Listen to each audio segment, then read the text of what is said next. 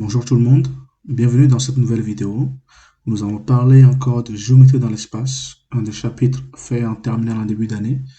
Et nous allons spécialement voir un exercice que nous allons traiter et dans lequel nous allons voir les notions d'équation paramétrique et cartésienne de droite ou de plan. Voilà. Ensuite, nous allons parler d'angle géométrique. Et vers la fin de l'exercice, nous aurons un petit problème d'optimisation.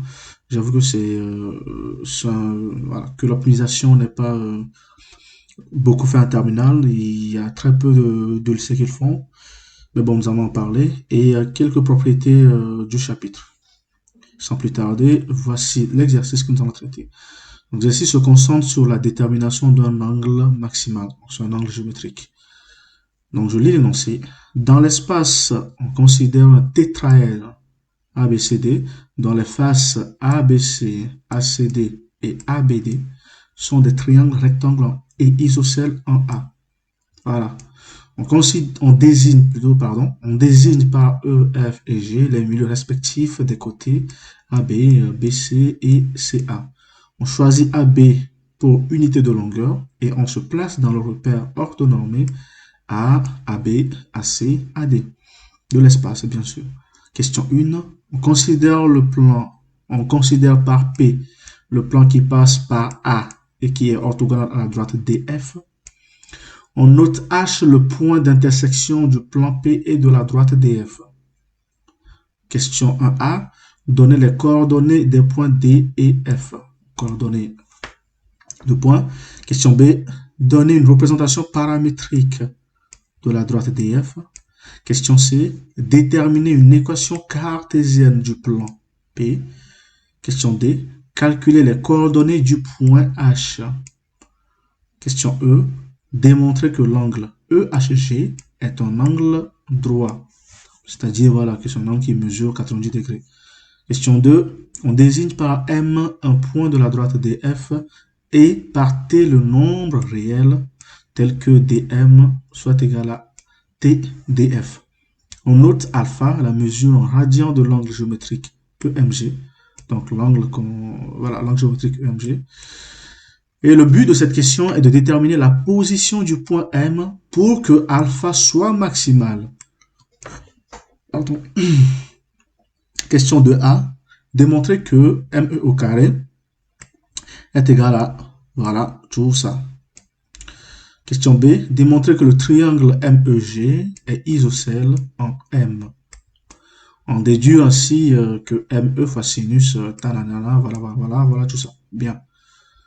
Question C. Déterminer la position du point M pour que alpha soit maximal. Voilà. Donc le alpha était l'angle que l'on voulait déterminer dans le titre de la question.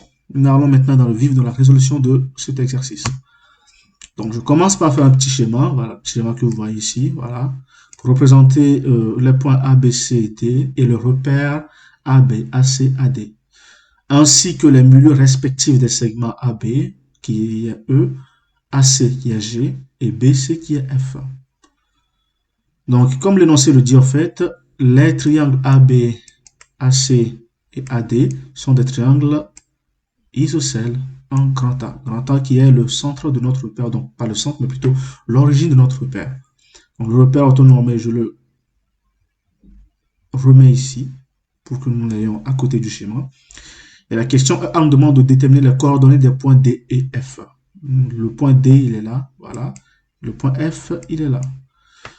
Le point D, on peut très bien le déterminer directement avec le repère. Donc, l'unité de mesure, c'est le segment AB. Et puisque le segment AB est pareil que le segment AD, alors, les coordonnées du point D, c'est quoi? C'est 0, 0, 1 que nous avons ici. Donc, 0 suivant AB, puisque voilà, D est sur AD. 0 suivant AC. Et enfin, 1 suivant AD, ce que nous avons ici. Donc, 1 suivant AD. 0, 0, 1. Ensuite, le point B également peut avoir ses coordonnées. Donc, B aura 1 suivant AB et 0, 0 suivant le reste. Et enfin, le point C qui aura comme coordonnées, 0, 1, 0. Si vous avez du mal à déterminer les coordonnées des points dans des repères ou dans des bases différentes de O, X, Y, Z, n'hésitez pas à poser ça dans le commentaire pour que je vous fasse une vidéo spécifiquement pour déterminer ou maîtriser la compétence qui est de déterminer les coordonnées d'un point dans un repère ou dans une base. Pour le point F, c'est simple en fait. F, c'est le milieu du segment BC. Et donc, nous allons appliquer tout simplement la formule qui nous permet de déterminer le milieu d'un segment.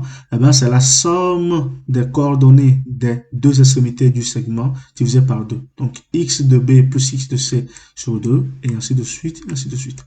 Avec cette formule et connaissant les coordonnées du point B et du point C, on détermine F qui fait 1 plus 0 sur 2, donc 1 demi. 0 plus 1 sur 2, donc ça fait 1 demi. 0 plus 0 sur 2, ça fait 0. Question 1b. On nous demande de représenter, de donner la représentation paramétrique de la droite DF. Bien. Pour trouver la représentation paramétrique d'une droite, il nous faut quoi? Il nous faut un point par lequel la droite passe. Ici, le point D est très bien. Voilà, donc le point par lequel la droite passe.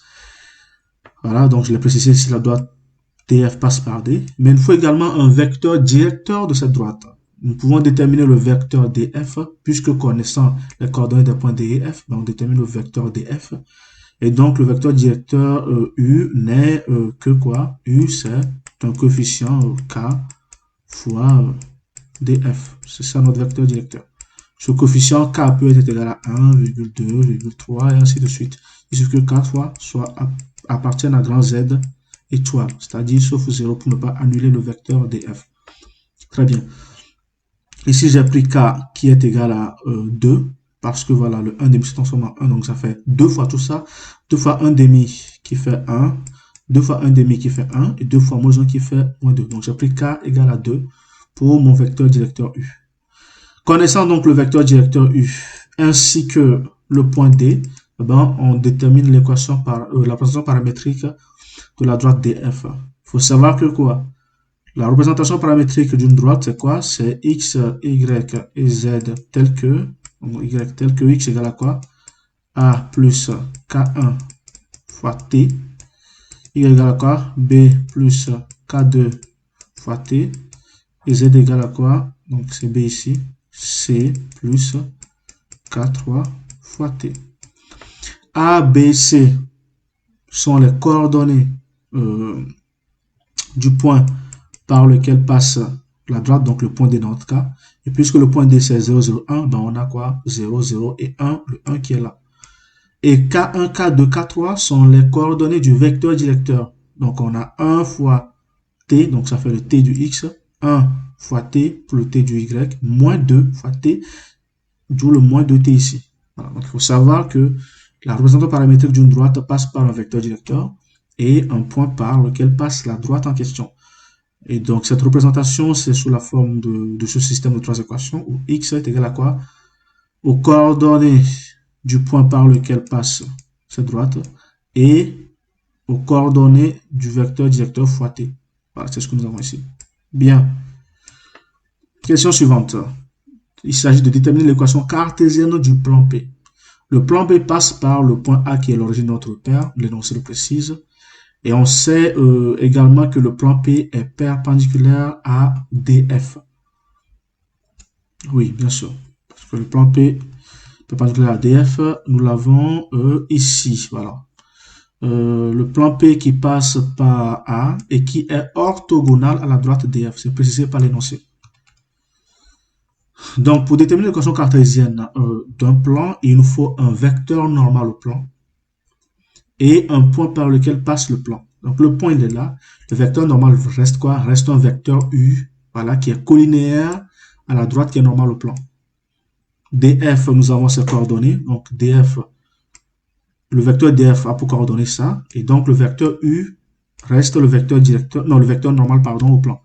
Donc, on garde le même vecteur qui est directeur de la droite DF, mais qui est normal au plan, à utiliser pour l'équation cartésienne du plan.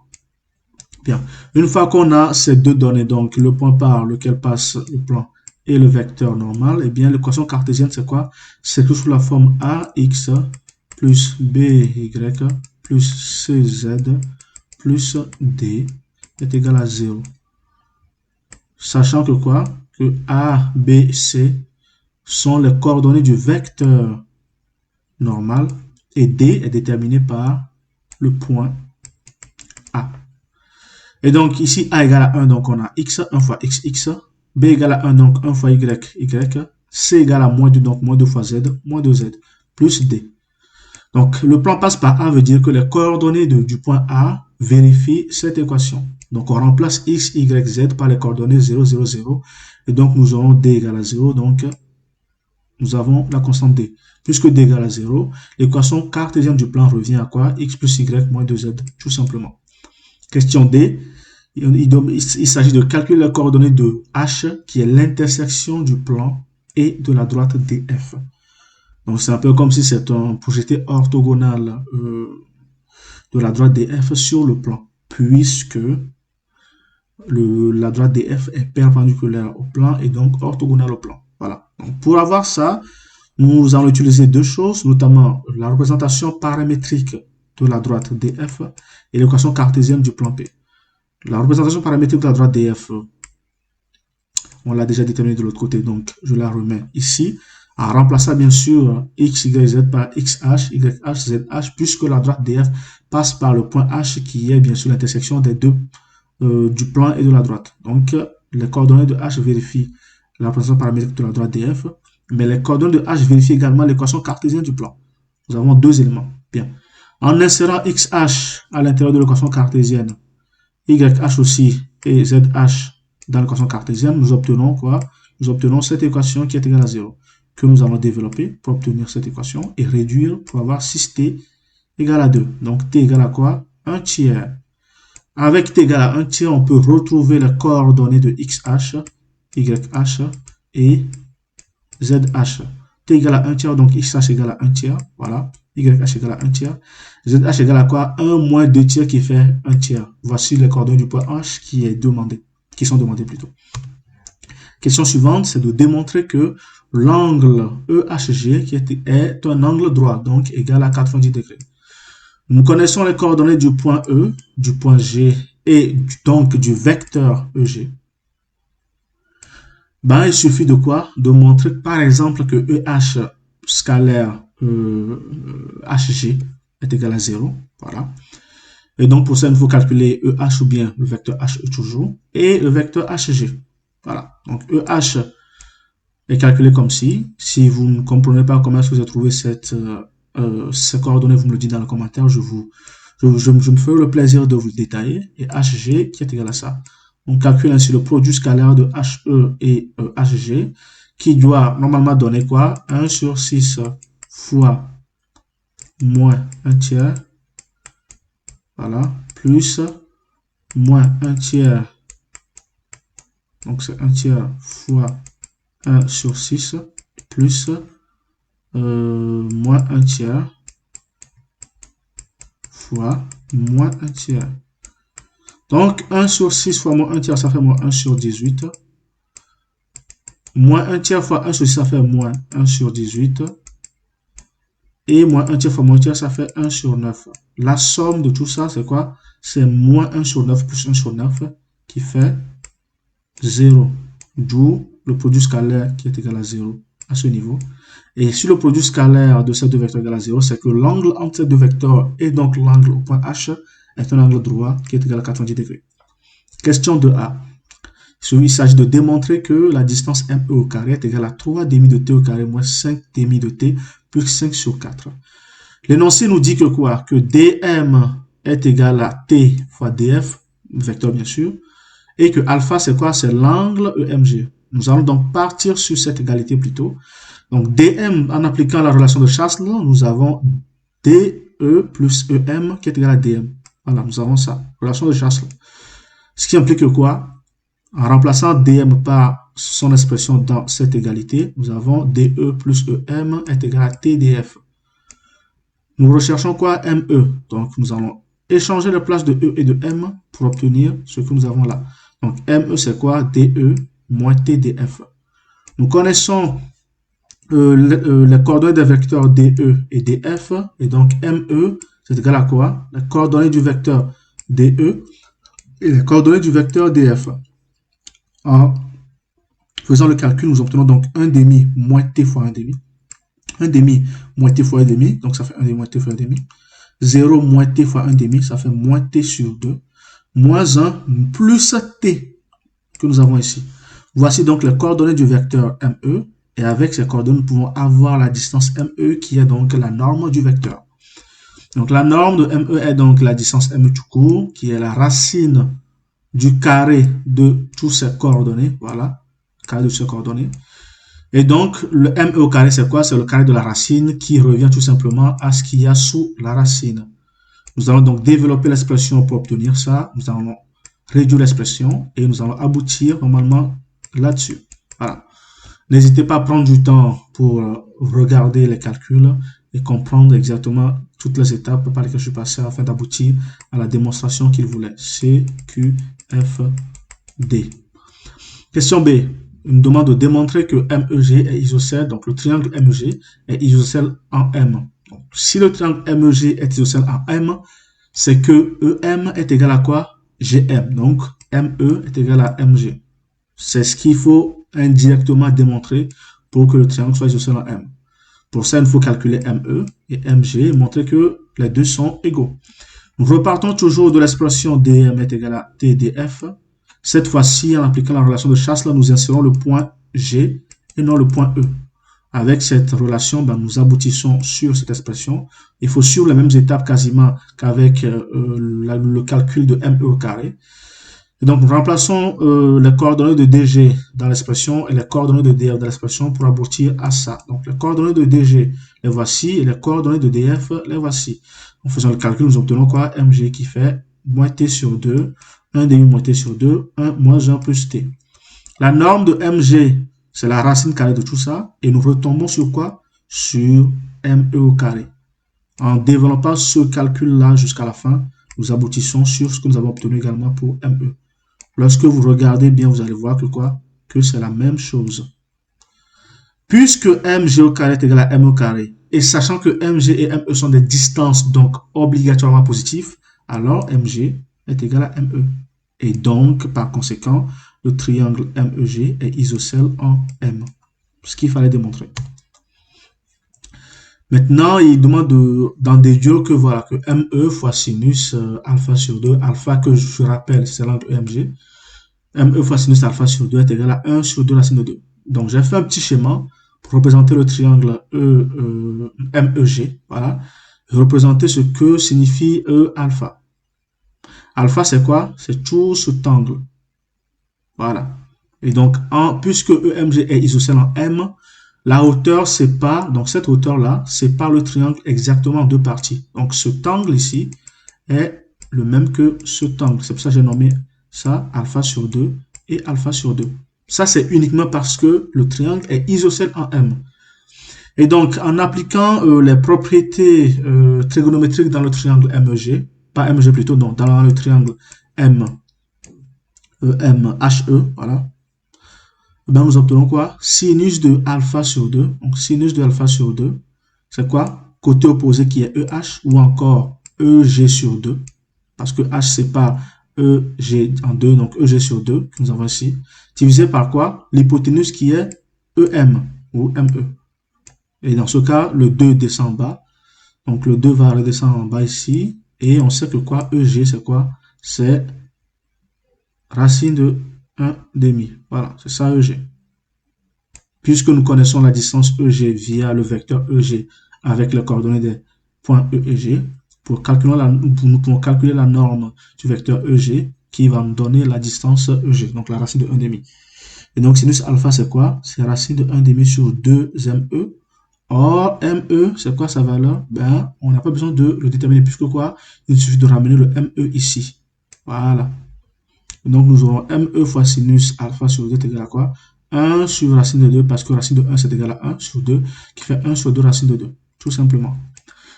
Même si ces gymnastiques-là vous semblent compliquées, n'hésitez pas à commenter la vidéo. Je me ferai un plaisir de vous le détailler encore plus proprement.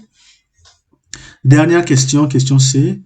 Il s'agit de déterminer la position du point M pour que alpha soit maximal. Ici, c'est un petit problème d'optimisation. Et lorsqu'on a terminé l'optimisation, on revient à quoi? À faire juste des dérivés. C'est ce que nous allons faire. Bien, nous avons deux expressions. D'abord, celle-ci que nous venons de démontrer. Également, celle-ci que nous avons déjà démontrée dans les questions précédentes. Bien, Dans cette expression, on peut très bien remplacer, on peut très bien mettre cette expression au carré et remplacer cette expression de m au carré là-dedans. Mais ce n'est pas ce qu'on va faire, on va procéder autrement. Ici, partant de cette expression-là, on sait qu'on veut maximiser alpha. Donc, si on veut maximiser alpha, il faut donc minimiser ce qui est à côté, donc ME. Voilà, c'est ce que je mets là. Alors que ME s'exprime via ME au carré qui est égal à quoi? Tout ça là, qui est égal à tout ça. Donc, minimiser ME, c'est aussi minimiser M au carré. Voilà, puisque plus la valeur de ME est petite, plus son carré sera petit. Donc, minimiser ME revient à minimiser ME au carré, que je mets là. Et pour ça, il faut calculer la dérivée de la fonction de t qui représente ME au carré et trouver les extrémums. Parce que pour minimiser ME, il suffit de déterminer les extrémums de f de t pour en déduire la valeur qui minimise ME au carré. Je fais un petit rappel ici pour dire que quoi? Que trouver les extrémums d'une fonction, c'est quoi? C'est déterminer les valeurs qui annulent la dérivée de la dite fonction. Il faut donc dériver f de t et trouver les extrémums qui la minimisent. F' de t, donc c'est une dérivée classique, hein, donc ça c'est une expression polynomiale. La dérivée elle est simple, donc ça fait, je redescends ce 2 là, ici, donc 3 demi devient 3t, donc ça fait 3t. Et 5 demi moins 5 sur 2. Ben, ça c'est une constante, donc ça tend vers 0 lorsqu'on dérive. Bon, ça c'est égal à 0 lorsqu'on dérive. Donc la dérivée c'est égal à tout ça, et la dérivée est égale à 0 lorsque 3t moins 5 demi égale à 0, et donc t égale à quoi? 5 sur 6. C'est-à-dire que ME au carré est minimal lorsque t est égal à 5 sur 6. Ce qui veut dire que quoi? Nous savions déjà que quoi?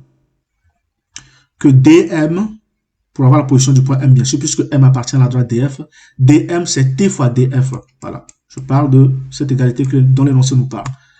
Et donc, la position du point M, pour que alpha soit maximal, est telle que dm soit égal à quoi? 5/6 de df. Voilà, c'est tout simplement ça. C'est-à-dire que le point M est repéré à une distance de 5df divisé par 6. C'est exactement ce que ça veut dire. Ainsi prend fin cette vidéo. Je vous invite à liker la vidéo, à commenter la vidéo avec toutes vos questions, surtout n'hésitez pas, et à vous abonner à la chaîne. Également, j'ai mon adresse mail dans la description. N'hésitez pas à m'écrire dans mon mail afin de m'envoyer des exercices un peu plus compliqués. Au plus fastidieux, je me ferai une joie de vous rédiger des résolutions gratuitement d'ailleurs. Merci à vous et à la prochaine.